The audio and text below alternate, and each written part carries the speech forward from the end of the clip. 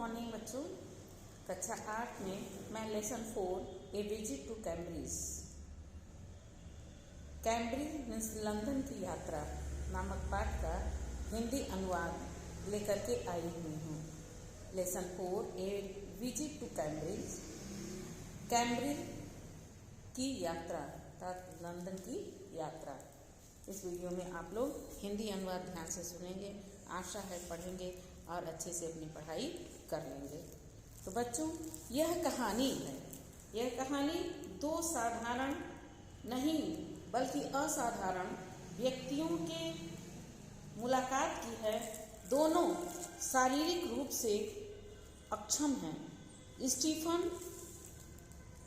Hawking जो तारा भौतिक शास्त्री हैं और लकवा की बीमारी के पीड़ित होने के कारण बैठकर चलने वाली कुर्सी तक ही सीमित हैं और कंप्यूटर पर लगे बटन के माध्यम से ही स्पष्ट करके बोल सकते हैं। दूसरे व्यक्ति की है कहानी जो फिरदौस कांगा, जो कि एक लेखक और पत्रकार भी हैं। क्या है? एक लेखक और पत्रकार भी हैं। हाँ बच्चों, उनका निवास कार्यस्थल मुंबई है। कांगा जन्म से ही कमजोर हड्डियों की बीमारी से पीड़ित हैं। वे भी हॉकिंस की तरह व्हील चेयर के सहारे चलते हैं। किसके सहारे चलते हैं? व्हील चेयर के सहारे चलते हैं। तो बच्चों आगे, वे भी हॉकिंस की तरह व्हील चेयर के ही सहारे चलते हैं। कैम्ब्रिज मेरे लिए इंग्लैंड के समान था। वह अजीब था कि जब मैंने इसे छोड़ा तब से कुछ अलग सा हो गया, क्योंकि वहाँ स्टीफन हॉकिंग से मिला। किससे मिला? हॉकिंग से मिला। यह मेरी भ्रमण यात्रा जो कैम्ब्रिज होकर जाती थी, जहाँ गाइड ने स्टीफन हॉकिंग के बारे में बताया। बेचारा आदमी जो पूर्णतः विकलांग है। अब यद्यपि वह आइजक न्यूटन का योग्य उत्तराधिकारी है, जिसकी कुर्सी विश्वविद्यालय में उनके पास है। और मैंने प्रारंभ किया क्योंकि मैं भूल गया था कि वह महान प्रतिभावान और पूर्णतः लकवा से ग्रसित अंतरिक्ष भौतिकविद और the brief history of India wrong a brief history of time का लेखक था, जो कि सर्वाधिक बिकने वाली पुस्तकों में से भी था। वह यहीं रहता था। जब भ्रमण यात्रा मेरी पूरी हुई, मैं एक फोन बूथ पर दौड़ा, फोन के तार को खींचा जिससे मेरे पास तक वह पहुंच सके और स्टीफन हॉकिंस के घर पर फोन मिलाया। फोन पर वहां उसका सहायक था। कौन था वहां? उसका सहायक था। मैंने उससे कहा, मैं भारत से व्हील चेयर ले आया हूँ। उसने सोचा शायद मैं अपने को पूरे रास्ते में खींच कर लाया हूँ, जिससे कि ब्रिटेन की यात्रा के विषय में मैं लिख सकूं। मैं प्रोफेसर स्टीफन हॉकिंग से मिलना चाहता हूँ। 10 मिनट ही पर्याप्त होंगे, क्या यह संभव है? उसने कहा। आधा घंटा 3:30 से 4 बजे तक। और अचानक मुझे कमजोरी का अनुभव हुआ। विकलांग होने के कारण तुम दूसरों के बहादुर बनने की प्रेरणा से उब जाओगे, जैसे कि आपके पास साहस का खाता हो और आप चित काटने में आलस्य करते हो। मात्र एक ही वस्तु तुम्हें मजबूत बनाती है, वह है अपने जैसे ही दूसरे व्यक्ति को देखकर, जिसने कुछ बड़ा प्राप्त किया हो। तब तुम जान सकते हो कि इतना संभव है कि तुम जितना सोचते हो उससे कहीं अधिक कर सकते हो। जितना तुम सोचते हो उससे कहीं अधिक कर सकते हो। इसका अदृश्य कंप्यूटर दूसरे दिन दोपहर के बाद बोला, मैं बहादुर नहीं था, मेरे पास दूसरा कोई विकल्प नहीं था। निश्चित रूप से मैंने कहना चाहा कि आपने विघटनकारी शरीर की वास्तविकता के साथ रचनात्मक रूप से जीवित रहना एक विकल्प था। अपने विघटनकारी शरीर की वास्तविकता के साथ रचनात्मक रूप से जीवित रहना हमारा एक विकल्प था। किंतु मैं शांत रहा। उनसे बोलते समय मैं अपने आप को दोषी मानता रहा, क्योंकि अपने हाथ से एक छोटे स्विच को दबा रहे थे।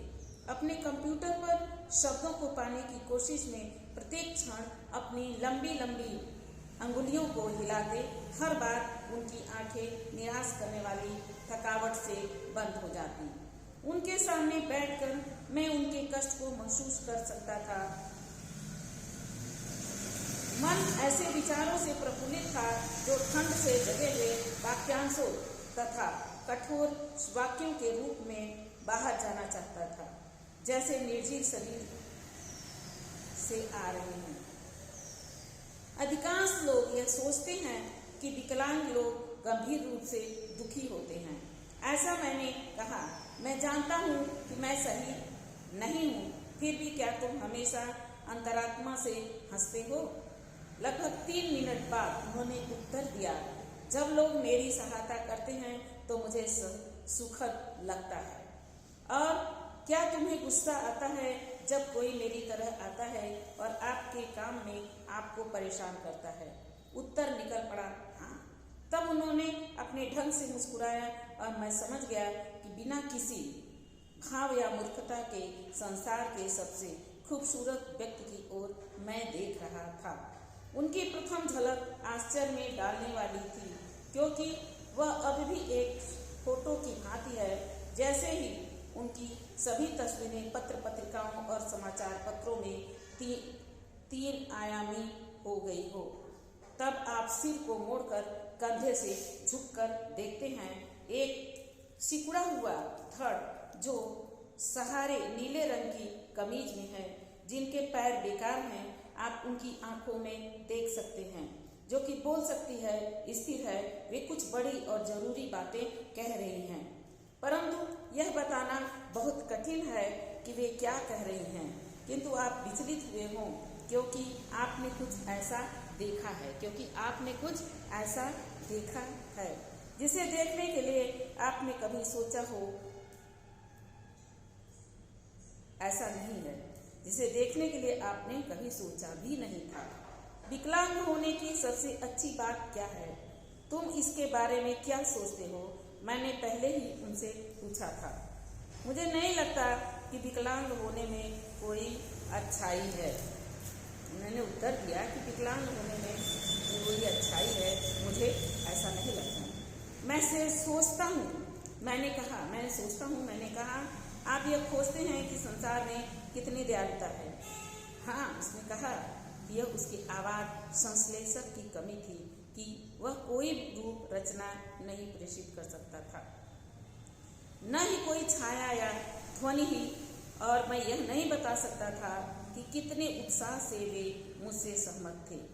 प्रत्येक बार मैं अपनी कुर्सी पर हिलता डुलता था या समय देखने के लिए अपनी कलाई को मोड़ता।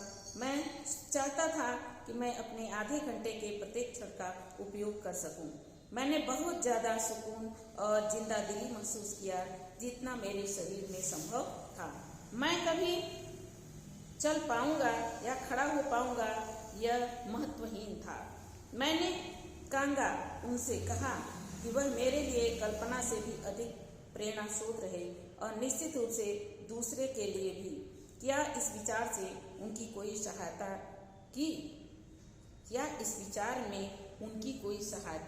की? नहीं, उन्होंने कहा, और मैंने सोचा ऐसा पूछना कितना मूर्खतापूर्ण था। जब आपका शरीर एक कमरे तक एकांतमय हो जाए और दिनों दिन दीवारें सक्रिय होती जाएं, तब यह जानना बहुत अच्छा नहीं है कि लोग आपको अभी भी जीवित देखकर बाहर प्रशंसा के साथ मुस्कुरा कर खड़े हैं। क्या आप कोई सुझाव विकलांग लोगों को दे सकते हैं जिससे उनका जीवन कुछ बेहतर हो सके? उन्हें उस पर केंद्रित ध्यान देना चाहिए जिसे वे बेहतर कर सकते हैं। आधा घंटा व्यतीत हो गया। मैं सोचता हूँ मैंने आप तक के लोगों के लिए यह अत्यधिक कष्ट दिया। मैं सोचता हूँ कि मैंने आपको बहुत ज़्यादा कष्ट दिया। मैंने मुस्कुराते हुए कहा, धन्यवाद आपको। मैंने उनके कंधे को छुआ और गर्मी की शाम में कुर्सी चलाते हुए बाहर हो गया। इस तरह से बच्चों 2-3 बार आप इस वीडियो को अवश्य सुनेंगे, समझ में आ जाएगा हिंदी अनुवाद। ठीक है, नेक्स्ट डे हम फिर मिलेंगे आपको प्रश्नोत्तर के साथ।